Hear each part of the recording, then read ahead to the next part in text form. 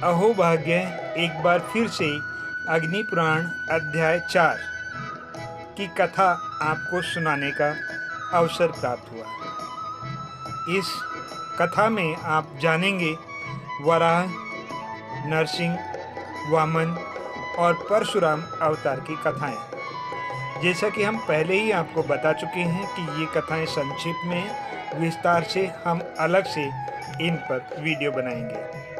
अग्निदेव कहते हैं, वशिष्ठ, अब मैं वराह अवतार की पाप नाशनी कथा का वर्णन करता हूँ। पूर्व काल में हिरण्याक्ष नाम के दैत्य असुरा का राजा था। वह देवताओं को जीतकर स्वर्ग में रहने लगा। देवताओं ने भगवान विष्णु के पास जाकर उनकी स्तुति की। तब उन्होंने यज्ञ वराह रूप धारण किया और देवताओं के लिए कंटक रूप उस दानव को दैत्यों सहित मारकर धर्म और देवताओं आदि की रक्षा की। इसके बाद वे भगवान श्री हरि अंतर्ध्यान हो गए। हिरण्याक्ष के एक भाई था जो हिरण्यकश्यपु के नाम से प्रसिद्ध था। उसने देवताओं के यज्ञ भाग अपने अधीन कर लिए और उन सब के अधिकार छीनकर वह स्वयं ही उनका उपभोग करने लगा। भगवान ने नरसिंह रूप धारण करके उसके सहायक असुरों सहित उस दैत्य का वध किया। तत्पश्चात संपूर्ण देवताओं को अपने अपने पद पर प्रतिष्ठित कर दिया। उस समय देवताओं ने उन नरसिंह देव का स्तवन किया। पूर्व काल में देवता और असुरों में युद्ध हुआ। उस युद्ध में बलि आदि दैत्यों ने देवताओं को परास्त करके उन्हें स्वर्ग से निकाल दिया। तब वे श्री हरि की शरण में गए। भगवान ने उन्हें अभय दान दिया और कश्यप तथा अदिति की स्तुति से प्रसन्न हो वे अदिति के गर्भ से वामन रूप में प्रकट हुए। उस समय दैत्यराज बलि गंगा द्वार में यज्ञ कर रहे थे। भगवान उनके यज्ञ में गए और वहां यजमान की स्तुति का गान करने लगे। वामन के मुख से वेदों का पाठ सुनकर राजा बलि उन्हें वर देने को उद्यत हो गए और शुक्राचार्य के मना करने पर भी वे बोले, ब्राह्मण, आपकी जो इच्छा हो मुझसे मांगे, मैं आपको वह वस्तु अवश्य दूंगा। वामन ने बलि से कहा, मुझे अपने गुरु के लिए 3 पग भूमि की आवश्यकता है, वह दे दीजिए। बलि ने कहा, अवश्य दूंगा।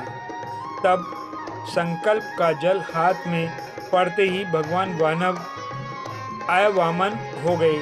उन्होंने विराट रूप धारण कर लिया और भूलोक, भुवरलोक एवं स्वरलोक को अपने 3 पगों से नाप लिया। श्री हरि ने बलि को सुतल लोक में भेज दिया और त्रिलोकी का राज्य इंद्र को दे डाला। इंद्र ने देवताओं के साथ श्री हरि का स्तवन किया। वे तीनों लोकों के स्वामी होकर सुख से रहने लगे। ब्राह्मण, अब मैं परशुराम अवतार का वर्णन करूंगा। सुनो, देवता और ब्राह्मण आदि का पालन करने वाले श्री हरि ने जब देखा कि भूमंडल के क्षत्रिय उद्यत स्वभाव के हो गए हैं, तब वे उन्हें मारकर पृथ्वी का भार उतारने और सर्वत्र शांति स्थापित करने के लिए जमदाग्नि के अंश द्वारा रेणुका के गर्भ से अवतीर्ण हुए। भृगुनंदन परशुराम शस्त्र विद्या के पारंगत विद्वान थे। उन दिनों कृतवीर्य का पुत्र राजा अर्जुन भगवान दत्तात्रेय की कृपा से 1000 बाहें पाकर समस्त भूमंडल पर राज्य करता था। एक दिन वह वन में शिकार खेलने के लिए गया। वहां वह बहुत थक गया। उस समय जमदाग्नि मुनि ने उसे सेना सहित अपने आश्रम पर निमंत्रित किया और कामधेनु के प्रभाव से सबको भोजन कराया। राजा ने मुनि से कामधेनु को अपने लिए मांगा, किंतु उन्होंने उसे देने से इनकार कर दिया। तब उसने बलपूर्वक उस धेनु को छीन लिया। यह समाचार पाकर परशुराम जी ने हैहयपुरी में जा उसके साथ युद्ध किया और अपने फरसे से उसका मस्तक काटकर रणभूमि में उसे मार गिराया। फिर वे कामधेनु को साथ लेकर अपने आश्रम पर लौट आए। एक दिन परशुराम जी जब वन में गए हुए थे, कृतवीर्य के पुत्रों ने आकर अपने पिता के वैर का बदला लेने के लिए जमदाग्नि मुनि को मार डाला।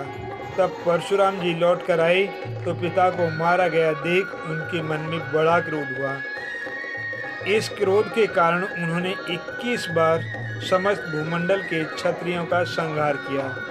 फिर कुरुक्षेत्र में 5 कुंड बनाकर वहीं उन्होंने अपने पितरों का तर्पण किया और सारी पृथ्वी कश्यप मुनि को दान देकर वे महेंद्र पर्वत पर रहने चले गए।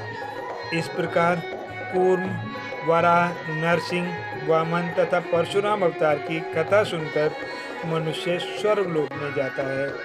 इस प्रकार आदि अग्नेय महापुराण में वराह, नरसिंह, वामन तथा परशुराम अवतार की कथा का वर्णन नामक चौथा अध्याय पूरा हुआ। यह कथा आपको सुना रहा था आपका प्यारा मित्र ओम जितेंद्र सिंह तोमर। राधे राधे, जय श्री कृष्ण।